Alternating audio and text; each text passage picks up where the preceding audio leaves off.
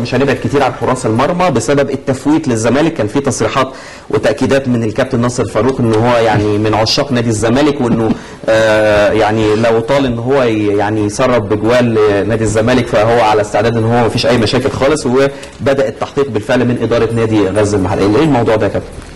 حاجه كوميديه، حاجه تموت من الضحك يعني بصراحه. ففوت له كوميدي، يعني هو تصريح كوميدي جدا من واحد زي ناصر فاروق. هو بيقول ان انا زملكاوي، فلما بلعب مع الزمالك انا ما عنديش مشكله، لدرجه ان هو مره راح سلم على حسام حسن باسه وحضنه لما حط فيه جول. حبه للزمالك يعني حب للزمالك، وانا بلعب قدام اي فريق كويس جدا الا فرقه الزمالك، وانا عادي ان انا زملكاوي. الكلام ده مقبول جدا لما كنت انت مبطل كوره وما بتلعبش في فريق منافس. يعني انا شايف ان هو يبقى لوجيك قوي.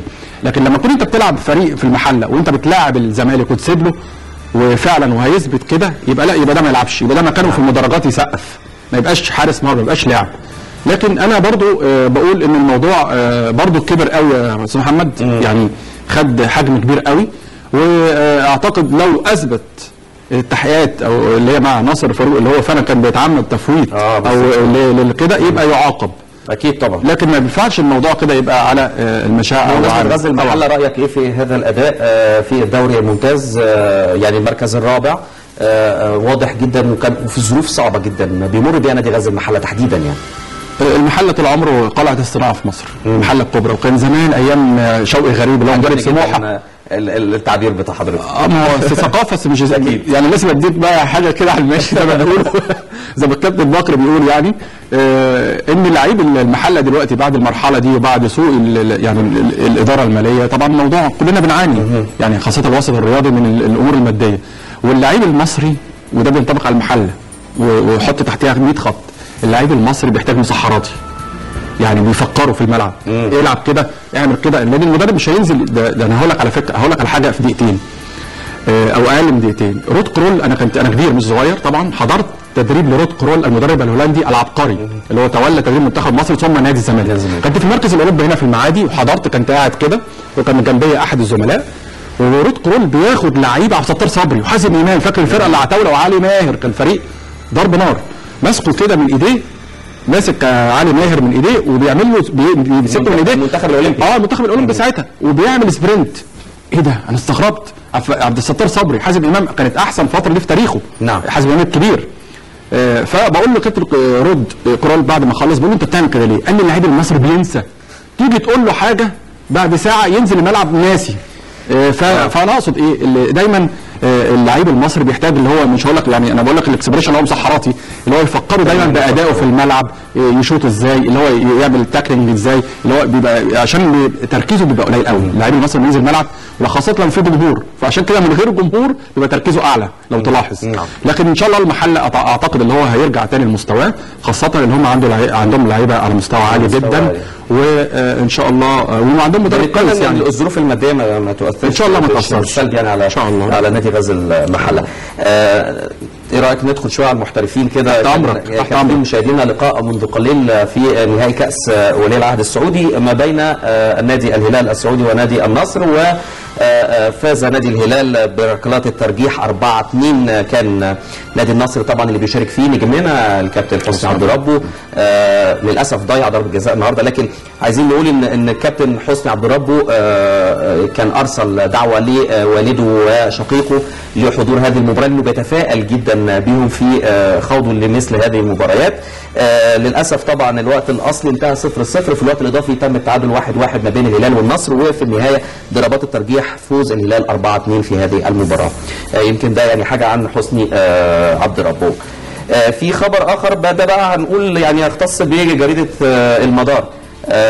تألق جده اكبر جماهير هال سيتي على تشجيعه بالعربي. كنا بنقول دايما ان الانجليز لما كانوا في احتلال في مصر خرجوا بيتكلموا عربي، لكن المصريين برضو لا يتقنون اللغه الانجليزيه بشكل يعني متقن.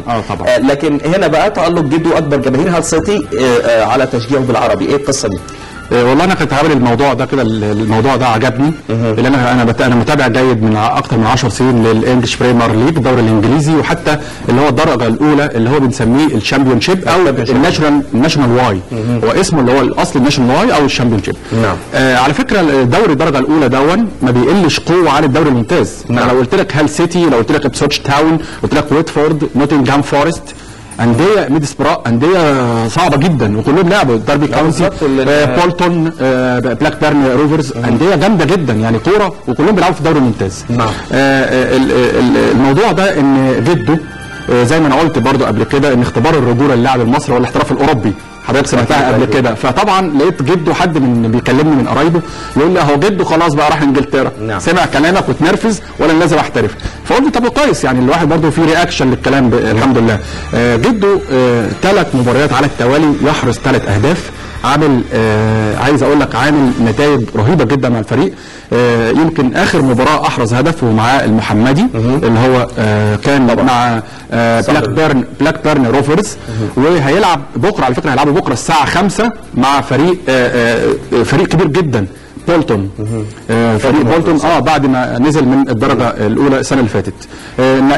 جده مستوى عالي جدا لدرجه ان الجماهير الانجليزيه على فكره ما بتشجعش لعيب الا اذا كان مستوى فوق اللعيبه اللي عندهم، فده حاجه مشرفه. ونتمنى ان احمد فتحي كمان يخش. احمد فتحي بيلعب ربع ساعه 10 دقائق، لسه ستيف بروس ما بيديلوش المساحه الكافيه، لكن ان شاء الله مع الوقت.